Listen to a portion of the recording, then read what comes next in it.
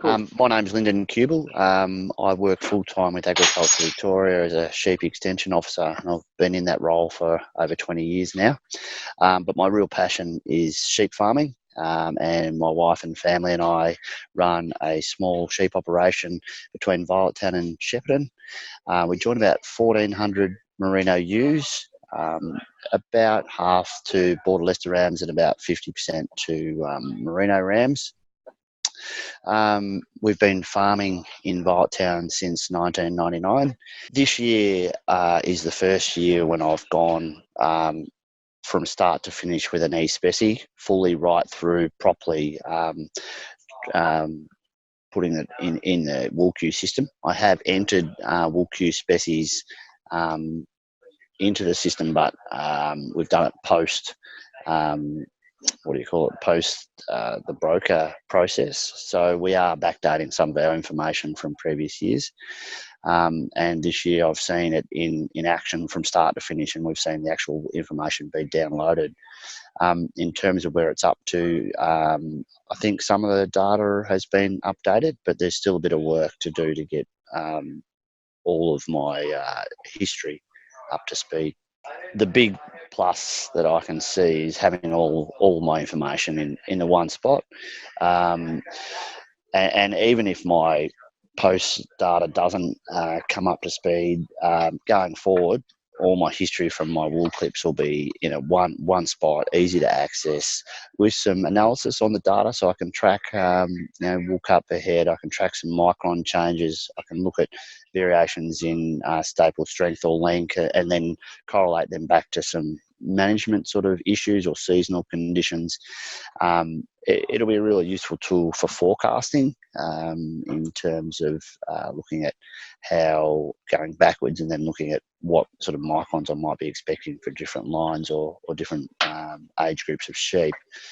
But really at the moment, every time I think about historical wool data, I think it'd be great if I could just go back and look, but I know at the moment that it's all sitting in a filing cabinet in a paper-based form, and it takes me a significant amount of time to go back and actually find what I need and then to try and analyse it. So the beauty of WoolQ will be having all that data in an electronic form, one spot, log in, there it is, and also some analysis done for me, but there'll be the opportunity for me to do a bit of my own data analysis if there's something specific that I really want to have a look at.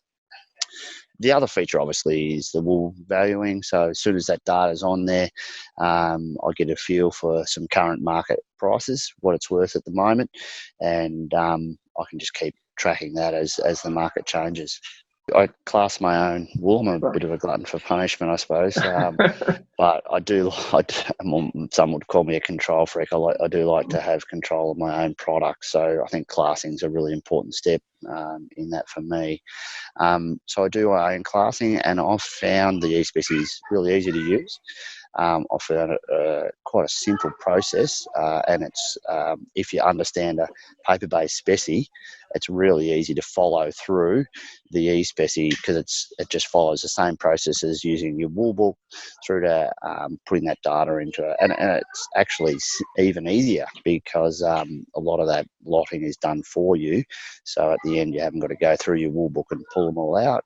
It automatically lots the wool. So I found eSpeci a really simple process to learn. At the moment, I am still writing in the wool book. Just with the hectic pace of the shearing shed, I think it's important that I do have that tracked in the wool book.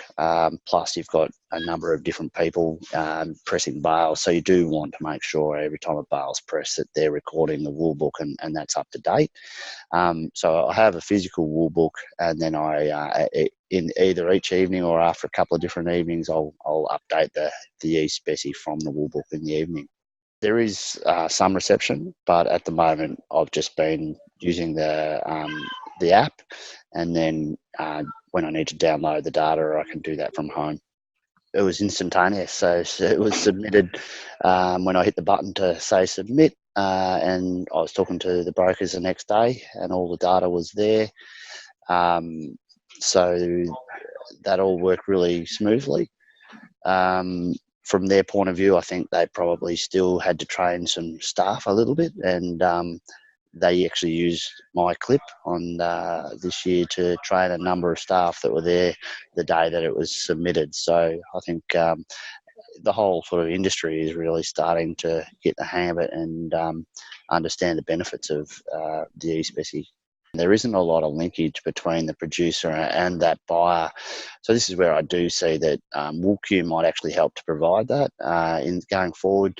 If we've got a profile on WoolQ and we start to use the wool selling platform, hopefully those links might be able to be made where the buyer might actually be able to look at our profile, get a bit of an insight into our farming systems, how passionate we are about wool production, and managing our sheep in a healthy, sustainable type environment. So I think it will open up opportunities, even for smaller wool producers like myself. In the current climate, I think you need to be fairly large before that door is opened up, because you've got to be able to create large enough volumes to get that direct linkage. So going forward, I'm hoping that WoolQ will be one of those steps that actually support that that whole link between the supply and the buyers. Get in and have a go, especially just start off with the eSpeci. Put one in, have a go. You'll find it's really simple and easy to use.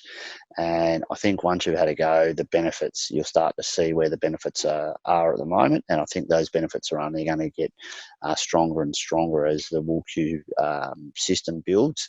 And as the wool selling platform evolves, there'll be more and more benefits to be a part of WoolQ.